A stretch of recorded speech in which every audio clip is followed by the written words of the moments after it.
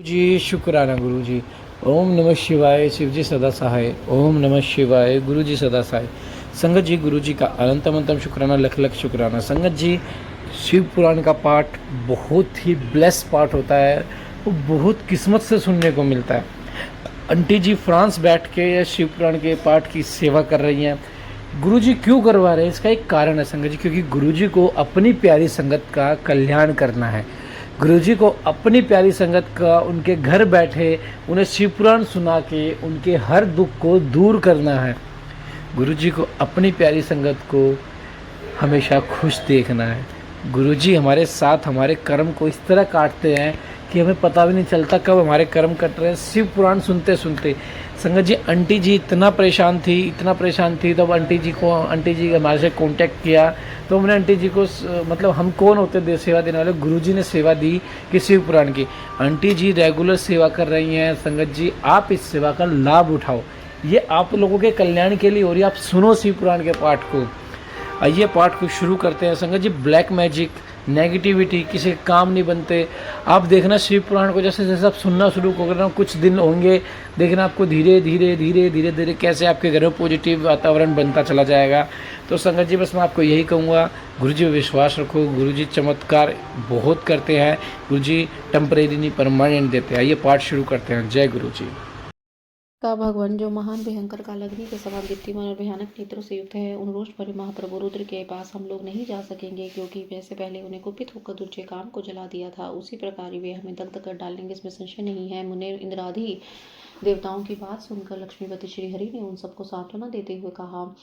श्री हरि बोले, हे देवताओं, तुम सब लोग प्रेम और आदर के साथ मेरी बात सुनो। भगवान शिव देवताओं के स्वामी तथा भय का नाश करने वाले, वे तुम्हें दग्ध नहीं करेंगे। तुम सब लोग बड़े चतुर हो, अतः तुम्हें शंभु को कल्याणकारी मानकर हमारे साथ सबसे उत्तम प्रभु और महादेव जी की शरण में चले। भगवान शिव पुराण पुरुष सर्वेश्वर वरणीय तब रातपर तपस्वी परमात्मा रूप है, अतः हमें उनके शरण में अवश्य चलना चाहिए। प्रभावशाली विष्णु के ऐसा कहने पर सभी देवता उनके साथ पिनाकपानी शिव का दर्शन करने के लिए गए। मार्ग में पार्वती का आश्रम पहले पड़ता था, अतः उन गिरिराज नंदिनी की तपस्या देखने के लिए विष्णु आदि सभी देवता कौतूहलपूर्ण उनके आश्रम पर गए। पार्वती के श्रेष्ठ तप को देखकर जब सब देवता उनके उत्तम तेज से व्याप्त हो गए, उन्होंने तपस्या में लगी हुई उन तेजोमयी जगदम्बा को नमस्कार किया और साक्षात सिद्ध स्वरूपा शिवा देवी के तप की भूरी भूरी प्रशंसा करते हुए सब देवता उस स्थान पर गए जहाँ भगवान ऋषभध्वज विराजमान थे। मुने वहां पहुंचकर उन देवताओं ने पहले तुम्हें उनके पास भेजा और स्वयं में मदन दहनकारी भगवान हर दूर दूर ही खड़े रहे। वे वहां से देखते रहे कि भगवान शिव कुपित हैं और प्रसन्न।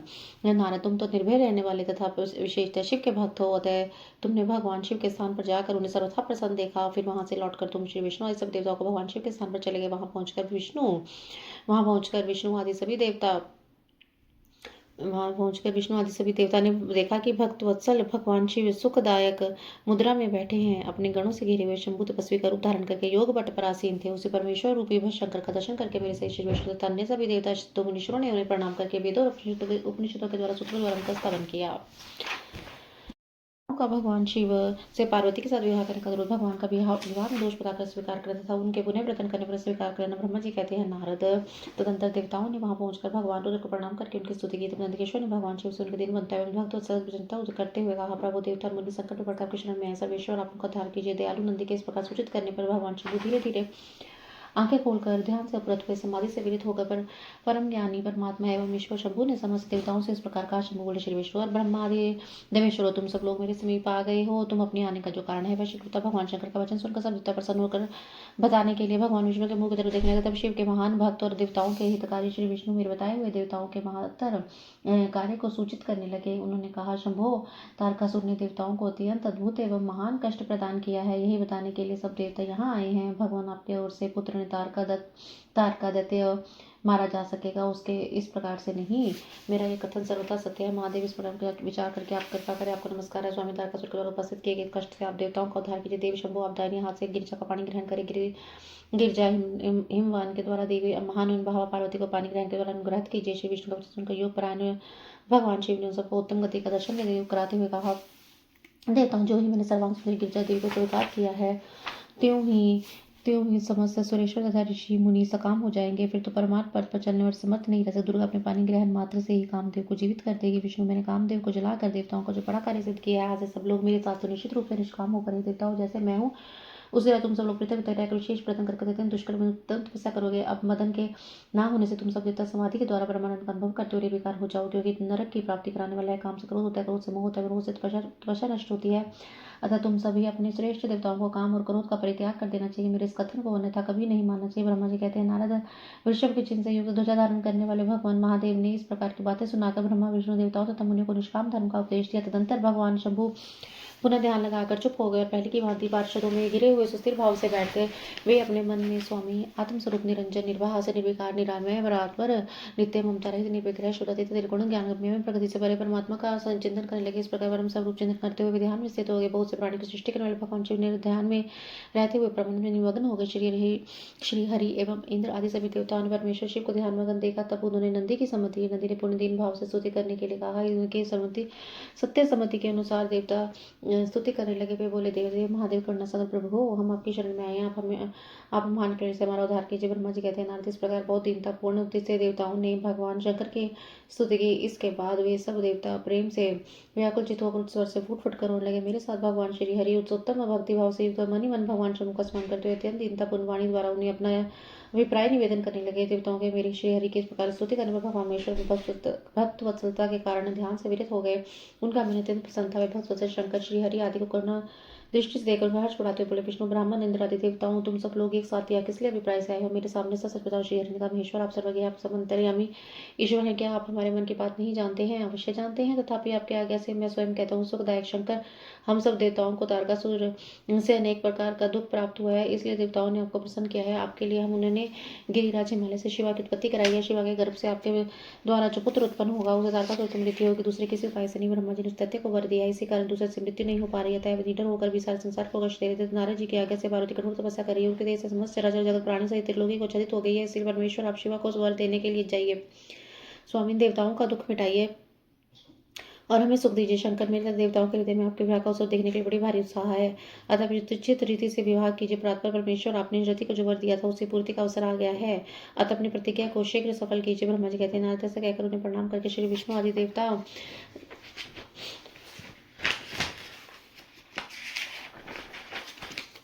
और महर्षि नाना प्रकार के स्तोत्र द्वारा पुण्य उनकी स्तुति की। फिर वे सब के सब उनके सामने खड़े हो गए। भक्तों के अधीन रहने वाले भगवान शंकर भी, जो वेद मर्यादा के रक्षक हैं, देवताओं की बात सुनकर हंसकर बोले, हे देवताओं, तुम सब लोग आदर पूर्वक सुनो। मैं उचित विशेषता विवेकपूर्ण बात कह रहा हूँ। विवाह करना मुझे के लिए उचित कार्य नहीं है, क्योंकि विवाह दृढ़ता और रूपांतर रखने वाली बहुत बड़ी बेड़ी है।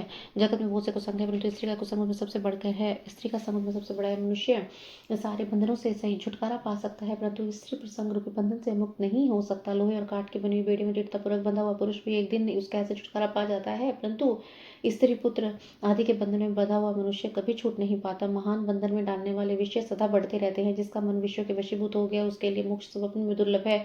विद्वान पुरुष यदि सुख चाहता है तो वह विषय को विधि पूर्वक त्याग दे। विषयों को विष के समान बताया गया, जिसके द्वारा मनुष्य मारा जाता है। विषय के साथ वर्ता करने में मात्र से ही मनुष्य क्षण भर में पतित हो जाता है। आचार्य ने विषय को विषय में लाई हुई वारणी कहा है। यद्यपि मैं इस बात को जानता हूँ, यद्यपि विषयों के इस सारे दोषों को मुझे ज्ञान है, तथापि मैं तुम्हारी प्रार्थना को सफल करूंगा, क्योंकि मैं भक्तों के अधीन रहता हूँ और भक्त वत्सलता वश उचित अनुचित सारे कार्य करता हूँ। इसलिए तीनों लोगों में यथोचित कर्ता के रूप में मेरी प्रसिद्धि है। भक्तों के लिए मैंने अनेक प्रकार बहुत से प्रयत्न करके कष्ट सहन किए हैं। गृहपति होकर विश्वानंद मुनि का दुख दूर किया है। विदे अरे विदे, अब अधिक कहने की क्या आवश्यकता है। मेरी जो प्रतिज्ञा है उसे तुम सब लोग जानते हो। मैं सत्य सत्य कहता हूँ, जब भक्तों पर विपत्ति आती है तब मैं तत्काल उनके सारे कष्ट हर लेता हूँ। तारकासुर के भी तुम सब लोगों को जो दुख प्राप्त हुआ है उसे मैं जानता हूँ, उसका हरण करूंगा। यह भी सत्य बात कह रहा हूँ। यद्यपि मेरे मन में विवाह करने की कोई रुचि नहीं है, तथापि मैं पुत्र उत्पादन के लिए गिरिजा के साथ विवाह करूंगा। तुम सब देवता निर्भय होकर अपने घर जाओ, मैं तुम्हारा कार्य सिद्ध करूंगा। इस विषय में कोई विचार नहीं करने से ब्रह्मा जी कहते हैं, नारद ऐसा कहकर भगवान शंकर मौन और समाधि में स्थित हो गए हैं और विष्णु आदि सभी देवता अपने अपने धाम को चले गए। भगवान शिव की आज्ञा से सब ऋषियों को पार्वती के आश्रम पर जाकर उन्हें शिव विषयक अनुराग की परीक्षा करना और सबको सब वृतांत बताकर स्वर्ग को जाना। ब्रह्मा जी कहते देवताओं के अपने आश्रम में चले जाने पर पार्वती के तप की परीक्षा के लिए भगवान शंकर समाधिस्थ हो गए। वे स्वयं अपने आप में अपने ही प्रात पर स्वस्थ में आ रहे थे, तब शून्य स्वरूप का चिंतन करने लगे। उनका ध्येय वस्तु के रूप में साक्षात भगवान महेश्वर विराजमान है। उनकी गति का किसी को ज्ञान नहीं होता। वे भगवान विष्णु जी सबके सृष्टा परमेश्वर हैं। तात उन दिनों पार्वती देवी बड़ी भारी तपस्या कर रही थी। उस तपस्या से ऋतु देवी बड़े विस्मय थे। भक्त अधीन होने के कारण वे समाधि से विचलित हो गए और किसी कारण से नहीं। सृष्टिकर्ता हर वशिष्ठ आदि सप्तऋषियों का स्मरण करते ही वे सात ऋषि शीघ्र वहां पहुंचे। उनके मुख पर प्रसन्नता छाई, तब वे सबके सब अपने सौभाग्य की सराहना करते थे। उन्हें आया देखकर भगवान शिव के नेत्र प्रसन्नता से प्रफुल्ल कमल के समान खिल उठे और वे हंसते हुए बोले, तात सप्तऋषियों, तुम सब लोग मेरे हितकारी संपूर्ण वस्तुओं के ज्ञान में निपुण हो, अतः शीघ्र ही मेरी बात सुनो। राजकुमारी देवेश्वरी पार्वती इस समय सुस्थिर चित होकर गौरी शंकर नामक पर्वत पर तपस्या कर रही है। मुझे पति रूप में प्राप्त करना उसकी तपस्या का उद्देश्य है। द्विजो, इस समय केवल सखियां उनकी सेवा में तत्पर है। मेरे सिवा दूसरी समस्त कामनाओं का परित्याग करके वे एक उत्तम निश्चय पर पहुंची है। मुनिवरों, तुम सब लोग मेरी आज्ञा से वहां जाओ, प्रेम पूर्वक हृदय से उनकी दृढ़ता की परीक्षा करो। वहां तुम्हें सर्वथा छल युक्त बातें कहनी चाहिए। उत्तम व्रतधारी महर्षियों मेरी आज्ञा से ऐसा करना है, इसलिए तुम्हें संशय नहीं करना चाहिए। भगवान शंकर की आज्ञा पाकर सातों ऋषि तुरंत स्थान पर जा पहुंचे जहां दीप्तिमती जगन माता पार्वती विराजमान थी। सप्त ऋषियों ने वहां शिवा को तपस्या की मूर्तिमती दूसरी सिद्धि के समान देखा। उनका तेज प्रधान था और वे अपने उत्तम तेज से प्रकाशित हो रही थी। उन उत्तम व्रतधारी सप्तऋषियों ने मन ही मन प्रणाम किया और उनके द्वारा विशेषता पूजित होकर मस्तक झुकाए हुए इस प्रकार बोली। ऋषियों ने कहा, देवी गिरिजा नंदिनी, हमारी बात सुनो। हम जानना चाहते हैं कि तुम किस लिए आई हो और इसके द्वारा देवताओं को किस फल पाना चाहती हो। उन दूसरे किस प्रकार पूछे पर गिरिराज कुमारी देवी शिवा ने उनके सामने अत्यंत गोपनीय बात सच्ची कही। पार्वती बोली, मुनीश्वरों, आप लोग प्रसन्नतापूर्वक हृदय से मेरी बात सुने। मैं अपनी बुद्धि से उनका चिंतन किया है, अपनी यह विचार करके मैं आपके सामने रखती हूँ। आप लोग मेरी संभव बातें सुनकर मेरा उपहास करेंगे, इसलिए उनके कहने में संकोच होता है। तथापि कहती हूँ, क्या करूँ, मेरा ये मन अत्यंत दृढ़तापूर्वक उत्कृष्ट कर्म के अनुष्ठान में लगा है और ऐसा करने पर विवश हो गया। यह पानी के ऊपर बहुत बड़ी और ऊंची दीवार खड़ी करना चाहता है। देवर्षि का उपदेश पाकर मैं भगवान रुद्र मेरे पति हूँ, इस मनोरथ को मन में लिए हुए अत्यंत कठोर तप कर रही हूँ। मेरा मन रूपी पक्षी बिना पांख के हट पूर्वक आकाश में उड़ रहा है। मेरे स्वामी करुणानिधान भगवान शंकर ही इसके लिए आशा की पूर्ति कर सकते हैं। पार्वती का वचन सुनकर वे मुनि हंस पड़े और गिरजा का सम्मान करते प्रसन्नतापूर्वक छल युक्त मिथ्या वचन बोले। ऋषियों ने कहा, गिरिराज नंदनी देवर्षि नारद व्यर्थ ही अपने को पंडित मानते हैं, उनके मन में क्रूरता भरी रहती है और समझदार होकर भी ज्ञान के चित्र को नहीं जानती। नारद छल भरी कपटे बातें करते दूसरों के चित्त को मुंह में डालकर मत लेते हैं। उनकी बातें सुनने से सर्वथा हानि ही होती है। ब्रह्मपुत्र दक्ष के पुत्रों को नारद ने छल पूर्वक उपदेश दिया है। उनका यह फल हुआ है कि वे सब के सब अपने पिता के घर लौट के ना सके। यही हाल उन्होंने दक्ष के दूसरे पुत्रों का भी किया। वे उनके चक्कर में आकर भिखारी बन गए। विद्याधर चित्रकेतु को उन्होंने ऐसा उपदेश दिया कि उनका घर उजड़ गया। प्रहलाद को अपना चेला बनाकर इन्होंने हिरण्यकश्यप से बड़े बड़े दुख दिलवाए। वे सदा दूसरों की बुद्धि में भेद पैदा किया करते। नारद मुनि कानों को पसंद आने वाली अपनी विद्या जिस प्रकार सुना देते हैं, उसी प्रकार घर छोड़कर तत्काल भीख मांगने लगता है। उसका मन मलिन है, केवल शरीर ही सदा उज्जवल दिखाई देता है। हम उन्हें विशेष रूप से जानते हैं क्योंकि उनके साथ रहते हैं। उनका उपदेश पाकर बड़े बड़े विद्वान और सम्मानित होने वाले तुम भी व्यर्थ बुलावे में आ गई हो और मूर्ख बनकर दुष्कर तपस्या करने के बाले तुम जिनके लिए भारी तपस्या करती है, विरुद्ध सदा उदासीन निर्विकार काम के शत्रु हैं, इसमें संशय नहीं है। वे मांगलिक पशु से युक्त शरीर धारण करते हैं, लज्जा को तिलांजलि दे चुके हैं, उनका ना कोई घर है न द्वार है। वे किस कुल में उत्पन्न हुए उनका किसी को पता नहीं। कुछ वेश धारण किए भूतों प्रेतों आदि के साथ रहते हैं और नंग धड़ंग होकर शूल धारण किए घूमते हैं। धूर्त नारद ने अपनी माया से तुम्हारे सारे विज्ञान को नष्ट कर दिया है, युक्ति से तुम्हें मोह लिया है और तुमसे तपस्या कराई है। देवेश्वर गिरिराज नंदिनी, तुम ही विचार करोगे ऐसे वर को पाकर तुम्हें क्या सुख मिलेगा।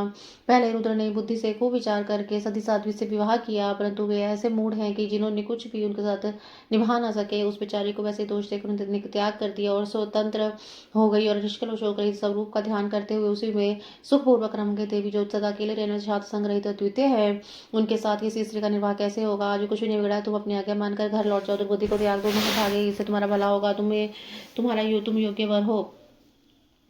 भगवान विष्णु जो समस्त सद्गुणों से युक्त है, वे वैकुंठ में रहते हैं, लक्ष्मी के स्वामी हैं और नाना प्रकार की लड़ाई करने में कुशल हैं। उनके साथ हम तुम्हारा विवाह करा देंगे और विवाह तुम्हारे लिए समस्त सुखों को देने वाला होगा। पार्वती, तुम्हारा जो रुद्र के साथ विवाह करने का हट है उसे छोड़ दो और सुखी हो जाओ।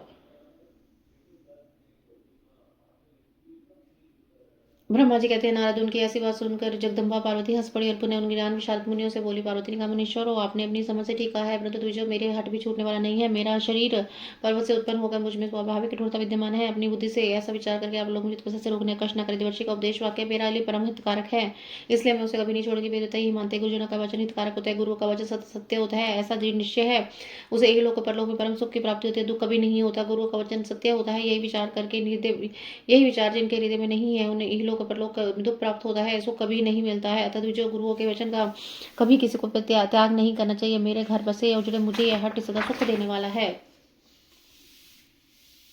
मुनिवरों, आपने जो बात कही है मैं उनका अपने तात्पर्य को भी नर्थ से समझती हूँ और उनका यह संक्षिप्त में विवेचन प्रस्तुत करती हूँ। अपने का ठीक ही कहा है, भगवान विष्णु सद्गुणों के धाम और लीला विहारी हैं, साथ ही अपने सदाशिव को निर्गुण कहा है। इसमें जो कारण है वह बताया जाता है। भगवान शिव साक्षात परब्रह्मता है, निर्विकार है, वे केवल भक्तों के लिए शरीर धारण करते हैं, फिर लौकिक प्रभुता को दिखाना नहीं चाहते। अतः परमहंसों को जो प्रिय गति है उसी को धारण करते हैं, क्योंकि वे भगवान शंभु परमानंदमय हैं, इसलिए अवधूत रूप से रहते हैं। माया लिप्त जीवों को विभूषण आदि की रुचि होती है, ब्रह्मा को नहीं। वे प्रभु गुणातीत, जन्मा, माया रहित, लक्ष्य, गति और विराट है। द्विजो भगवान शंभु किसी धर्म विशेष जाति के कारण किसी पर अनुग्रह नहीं करते। वे मैं गुरु कृपा से शिव को यथार्थ रूप से जानती हूँ। ब्रह्माशय, यदि शिव मेरे साथ विवाह नहीं करेंगे, मैं सदा ही कुंवारी रह जाऊंगी, परंतु दूसरा विवाह नहीं करूंगी। यह सत्य कहती हूँ। यदि सूर्य पश्चिम से छूने लगे तो मेरु पर्वत अपने स्थान से विचलित हो जाए, अग्नि शीतलता को अपना ले और कमल कमल पर्वत शिखर की शिला के ऊपर खिलने लगे तो भी मेरा हट छूट नहीं सकता। ये मैं सच्ची बात कहता हूँ। ब्रह्मा जी कहते हैं, नारद ऐसा कहकर उन मुनियों को प्रणाम करके गिरिराज कुमारी पार्वती निर्विकार चित्त से शिव का स्मरण करते हुए चुप हो गई। इस प्रकार गिरिजा ने उस उत्तम निश्चय को जानकर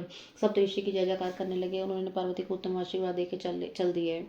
मुने गिरिजा देवी की परीक्षा कर सातों ऋषियों को प्रणाम करके प्रसन्नचित्त होकर शीघ्र भगवान शिव के स्थान को चले गए। वहां पहुंचकर शिव को मस्तक नवा, उन्होंने सारा वृत्तांत निवेदित करके उनसे आज्ञा लेकर पुनः सादा स्वर्ग लोक को चले गए। भगवान शंकर का जटिल तपस्वी ब्राह्मण के रूप में पार्वती के आश्रम पर जाना और सत्कृत होकर तपस्या कारण पूछना, पार्वती जी का अपनी सखी विजय से सब कुछ कहलवाना।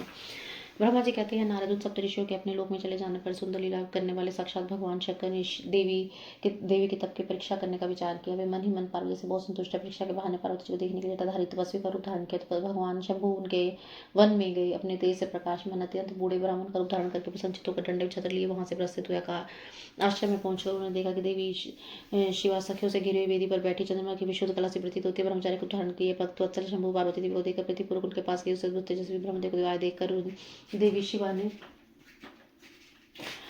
शिवा ने समस्त पूजन सामग्रियों द्वारा उनकी पूजा की। तब उनका भली भांति सत्कार हुआ। सामग्री द्वारा उनकी पूजा संपन्न कर ली। तब पार्वती ने बड़ी प्रसन्नता और प्रेम के साथ ब्रह्मण देव से आदरपूर्वक कुशल समाचार पूछा। पार्वती बोली, ब्रह्मचारी का स्वरूप धारण करने वाले हुए आप कौन हैं और कहाँ से पधारे हैं? देवता में श्रेष्ठ विप्रवर, आप लोग अपने देश से प्रण को प्रकाशित कर रहे हैं। मैंने जो कुछ पूछा उसे बताइए। ब्राह्मण ने कहा मैं संसार विचरने वाला शुद्ध ब्राह्मण हूँ। पवित्र बुद्धि तपस्वी लोगों को सुख देने वाला परोपकार इसमें संशय नहीं है। तुम कौन हो, किसकी पुत्री हो और निज मन में किस लिए तपस्या करोगी? जो पंचों के ऊपर खड़े होकर तप करने वाले मुनियों के लिए दुर्लभ है। तुम न बालिका, न वृद्धा, सुंदरी, न तरुणी जान पड़ती हो, फिर किस लिए पति के बिना वन में कठोर तपस्या करती हो? भद्रे, तुम क्या किस तपस्वी के साथ चारणी तपस्विनी हो? देवी, क्या वह तपस्वी तुम्हारा पालन पोषण नहीं करता जो तुम्हें वर देकर अन्यत्र चला गया है? बोलो, तुम किस कुल के में उत्पन्न हुई हो? तुम्हारे पिता कौन है और तुम्हारा नाम क्या है? तुम महासौभाग्य रूपा जान पड़ती हो। तुम्हारी तपस्या में अनुराग व्यर्थ है। क्या तुम वेद माता गायत्री हो, लक्ष्मी हो, अन्यथा सुंदर रूपा सरस्वती? इन तीनों में से कौन हो? क्या मैं अनुमान से निश्चय नहीं कर पाता हूँ? पार्वती बोली, विप्रवर, ना तो मैं वेद माता गायत्री, न लक्ष्मी, न सरस्वती। इस समय मैं हिमाचल की पुत्री, मेरा नाम पार्वती। पूर्व काल में इस जन्म में मैं प्रजापति दक्ष की पुत्री थी। इस समय मेरा नाम सती था। एक दिन पिता ने मेरी पति की निंदा की और कुपित होकर मैंने योग के द्वारा शरीर को त्याग दिया। इस जन्म में भी भगवान शिव मुझे मिल गए थे, परंतु भाग्यवश काम को भस्म करके मुझे छोड़कर चले गए हैं। ब्राह्मण शंकर जी के चरण वीरता से उद्विग्न हो उठी और तपस्या के लिए शंकर के पिता के घर से वहां गंगा जी के तट पर गई। वहां दीर्घ काल तक कठोर तपस्या करके भी मैं अग्नि में प्रवेश करना चाहती थी। इतने में ही आपको आया देखकर मैं शर्मा की ठहर गया। आप जाइए, मैं अग्नि में प्रवेश करूंगी, क्योंकि भगवान शिव ने मुझे स्वीकार नहीं किया। किंतु जहाँ जहाँ मैं जन्म लूंगी वहाँ शिव का पति रूप में वर्णन करूंगी। ब्रह्मा जी कहते नारद ऐसा कहकर पार्वती उन ब्रह्मण देवता के सामने ही अग्नि में समा गई। यद्यपि ब्राह्मण देवता सामने से बारम्बार ऐसा करके रोक रही थी। अग्नि में प्रवेश करती पर्वतराज कुमारी पार्वती की तपस्या करके प्रभाव से वह उस आग में उसी क्षण चंदन पंख के समान शीतल हो गई। क्षण भर उस आग के भीतर रहकर जब पार्वती आकाश में ऊपर की ओर उठने लगी, तब ब्राह्मण रूपधारी शिव ने सहसा हंसते हुए उन्हें पूरा पूछा, अहो भद्रे, तुम्हारा तप क्या है? यह कुछ मेरी समझ में नहीं आता। इधर अग्नि से तुम्हारा शरीर नहीं जला, यह तो तपस्या की सफलता का सूचक है, परंतु अब तक तुम्हें मनोरथ प्राप्त नहीं हुआ। इससे सबकी विफलता प्रकट होती है। तथा देवी सबको आनंद देने वाले मुझ श्रेष्ठ ब्राह्मण के सामने तुम अपने अभिष्ट मनोरथ को सच बता। ब्रह्मा जी कहते नारद, ब्राह्मण के इस प्रकार पूछने पर उत्तम व्रत का पालन करने वाले अंबिका ने अपनी सखी को उत्तर देने के लिए प्रेरित किया। पार्वती से प्रेरित होकर उनकी विजय नामक प्राण प्यारी सखी ने जो उत्तम व्रत को जानने वाली जटाधारी तपस्वी से कहा, सखी बोली, साधो, तुमसे पार्वती के उत्तम चरित्र का और उनकी तपस्या के समस्त कारणों का वर्णन करती हूँ। आप सुनना चाहते तो सुनिए। मेरी सखी गिरिराज हिमाचल की पुत्री है। यह पार्वती काली नाम से विख्यात है, तब माता मेनका की कन्या है। अब तक किसी ने इनके साथ विवाह नहीं किया। ये भगवान शिव के सिवा दूसरे किसी विवाह नहीं करना चाहती है, इसलिए 3000 वर्षों से तपस्या करी है। भगवान शिव की प्राप्ति के लिए मैंने इन सखी के साथ तप करना प्रारंभ किया। विप्रवर, इसमें जो कारण उसे बताती हूँ सुनिए। पर्वतराज कुमारी ब्रह्मा, विष्णु और इंदिरा सब देवताओं को छोड़कर केवल पिनाक पानी भगवान शंकर को पति रूप में प्राप्त करना चाहती है और नारद जी के आदेश से यह कठोर तपस्या कर रही है। द्विश्रेष्ठ, आपने जो कुछ पूछा था उसके सामने प्रसन्नता अपनी सखी का मनोरथ बता दिया है। अब आप और क्या सुनना चाहते हैं? ब्रह्मा जी कहते नारद, विद्या का यथार्थ वचन सुनकर जटाधारी तपस्वी रुद्र हंसते हुए बोले, सखी ने जो कुछ कहा है उसमें से मुझे परिहास का अनुमान होता है। यदि सब कुछ ठीक हो जाए तो पार्वती अपने मुंह से कही। जटिल ब्राह्मण के इस प्रकार कहने पर पार्वती देवी अपने मुंह से यूं कहने लगी, पार्वती की बात सुनकर जटाधारी ब्राह्मण कश्यप की निंदा करते हुए पार्वती को उनकी ओर से मन को हटा लेने का आदेश देना। पार्वती बोली, जटाधारी विप्रवर, मेरा सारा वृतांत सुने। मेरी सखी ने जो कुछ कहा, जो कुछ सत्य है उसमें असत्य कुछ भी नहीं। मैं मन माने के लिए सत्य कहते हुए सत्य नहीं। मैं साक्षात पतिदेव से भगवान शंकर का वर्ण किए, यदि भी जानना चाहती हूँ दुर्लभ वस्तु भला कैसे प्राप्त हो सकता है। मन के घंटा विवश मैं तपस्या करनी है। ब्राह्मण से ऐसी बात कहकर पार्वती देवी उस समय चुप हो गई। वह उनकी बात सुनकर ब्राह्मण ने कहा, ब्राह्मण बोले, इस समय मेरे मन में यह जान की और इच्छा थी कि ये देवी किस दुर्लभ वस्तु को पाना चाहती है, किसके द्वारा महान तप कर रही है। किंतु देवी तुम्हारे मुखारविंद से सब कुछ जानकर बेस्ट वस्तु को जान लेने के बाद मैं यहाँ से जा रहा हूँ। तुम्हारी जैसी इच्छा वैसा करो। यदि तुम मुझसे कुछ नहीं कहती तो मित्रता निष्फल हो जाती है। अब निष्फल होती। अब जैसा तुम्हारा कार्य है वैसे उसका परिणाम होगा। सुख इसी में है कि तब मुझसे कुछ नहीं कहना है। वहाँ ऐसी बात सुनकर ब्रह्मा जी ने जो ही जाने का विचार किया तो ही पार्वती देवी ने प्रणाम करके उनसे इस प्रकार कहा। पार्वती बोली, विप्रवर, आप क्यों जाएंगे? ठहरिए और मेरे हित की बात सुनिए। पार्वती के ऐसा कहने पर दंडधारी ब्राह्मण देवता रुके और इस प्रकार बोले, देवी, यदि मेरी बात सुनने का मन है तो मुझे भक्ति भाव से ठहरा रही है तो मैं ये सब तत्व बता रहा हूँ जिससे तुम्हें हित का ज्ञान हो जाएगा। महादेव जी के प्रति मेरे मन में गौरव बुद्धि है और अगर मैं उन सबको जानता हूँ तो यथार्थ बात कहता हूँ। तुम सावधान हो।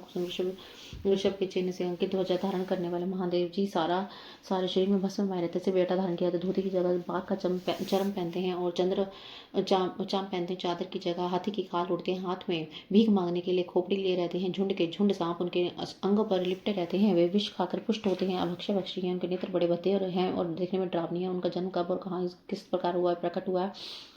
घर गृहस्थी के भोग से सदा दूर रहते हैं। नंग धड़ंग घूमते हैं और भूत प्रेतों को सदा साथ रखते हैं।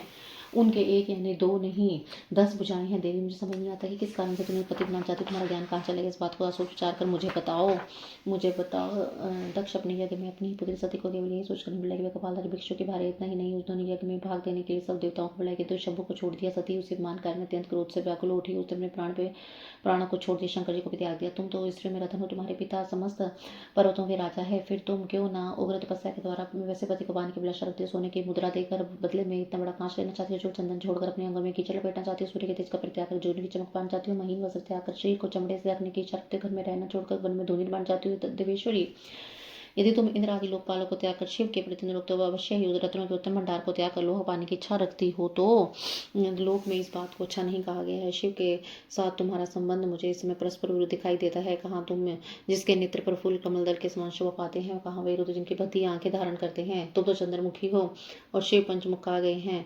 तुम्हारे सिर पर दिव्य बेनी सर्पनी शोभा पाती है, परंतु शिव के मस्तक पर जो जटाजूट बताया जाता है वह प्रसिद्ध है। तुम्हारे अंग में चंदन का आग रंग हो गया है और शिव के शरीर में चिता का भस्म। कहाँ तुम्हारी सुंदर मृदुल साड़ी और कहाँ शंकर के उपयोग में आने वाली हाथी की खाल। कहाँ तुम्हारे अंगों में दिव्य आभूषण और कहाँ शंकर जी के सर्वांग में लिपटे हुए सर्प। कहाँ तुम्हारी सेवा के लिए उदित हो रहने वाले संपूर्ण देवता और कहाँ भूतों को दिव्य बलि को पसंद करने वाले शिव। कहाँ तो मृदंग की मधुर ध्वनि और कहाँ डमरू के डमडम। कहाँ भैरव की सुमुख गड़बड़ और कहाँ अशुभ श्रृंगीनाद। कहाँ ढक्का का शब्द और कहाँ अशुभ गलनाद। तुम्हारा यह उत्तम स्वरूप शिव के योग्य कदापि नहीं है। यदि उनके पास धन तो वे दिगंबर नहीं होते। सवारी के नाम पर उनके पास एक बूढ़ा बैल है और दूसरा कोई भी सामग्री उनके पास नहीं है। कन्या के लिए ढूंढे जाने वाले वरों में जो नारी को सुख देने वाले गुण बताए गए उनमें से तो कोई भी एक गुण भद्दी आंख रुद्र में नहीं है। तुम्हारे परम प्रिय काम को भी उन देवता ने दग्ध कर दिया और तुम्हारे प्रति उनका अनादर तो मैंने देख ही लिया है। जब वे तुम्हें छोड़कर अन्यत्र चले गए थे उनकी कोई जाति नहीं देखी जाती। उनमें विद्या और ज्ञान का भी पता चलता। पिशाच भी उनके सहायक विष तो उनके कंठ में दिखाई देता था। वे सदा अकेले रहने विशेष रूप से भी रखते हैं, इसलिए उनके हर के साथ मन को नहीं जोड़ना चाहिए। कहाँ तुम्हारे कंठ में सुंदर हार और कहाँ उनके गले में नरमुंडों की माला। देवी, तुम्हारे और हर के यदि एक दूसरे के विरुद्ध हैं, अतः मुझे तो यह संबंध नहीं रुचता। फिर तुम्हारी जैसी इच्छा हो वैसा करो। संसार में जो कुछ वस्तु है वह सब तुम्हें चाहने लगी हो। अतः मैं कहता हूँ कि तुम उस असत की ओर से अपने मन को टालो, अन्यथा जो चाहो वह करो। मुझे कुछ नहीं कहना है। ब्रह्मा जी कहते हैं, नारद यह बात सुनकर पार्वती शिव की निंदा करने वाले ब्राह्मण पर मन ही मन कुपित हो गई और इस प्रकार बोली। पार्वती जी का परमेश्वर शिव की महत्ता का प्रतिपादन करना रोषपूर्वक जटिल ब्राह्मण को भटकाना सखी द्वारा उन्हें फिर बोलने से रोककर भगवान शिव को प्रत्यक्ष दर्शन देकर अपने साथ चलने के लिए कहना।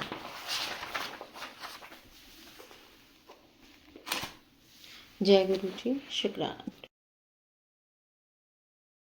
जय गुरु जी। संगत जी, अगर आपने पाठ को एंड तक सुन लिया ना, समझ लो आपने गुरु जी की एक ऐसी ब्लेसिंग्स पा ली है आपके जीवन में जो जल्दी आपके जीवन को बदलना शुरू कर देगी और जल्दी आपके घर में पॉजिटिव वातावरण बनने लग जाएगा।